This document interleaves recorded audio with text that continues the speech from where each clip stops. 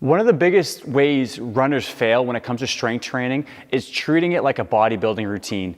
So if you look at strength training, a couple of different ways we can structure it: full body movements, or within your program, breaking it down to a leg day, shoulder day, chest day, breaking it down to specific body parts or areas.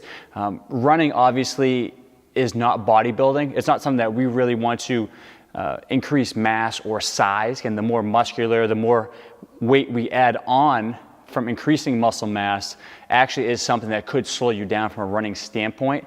That's one of the reasons why we want to incorporate more whole body functional movements, and within each training day specifically work on full body focus or emphasis, not splitting it into specific muscle groups or areas.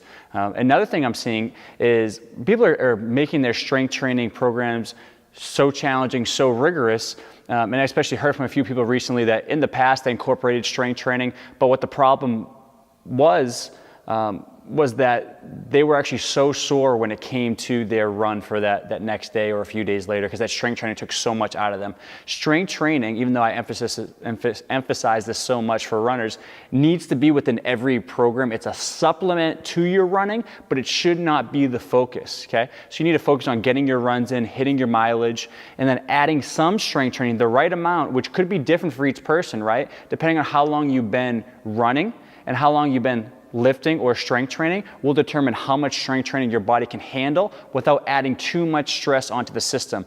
We want to add just enough, again, the minimum effective dose, just enough to see that improvement to keep you healthy, achieving your goals, again, good strength, good endurance, good stability, good overall movement competency to be a successful runner. So those are a few of the ways I typically see runners go wrong when it comes to strength training.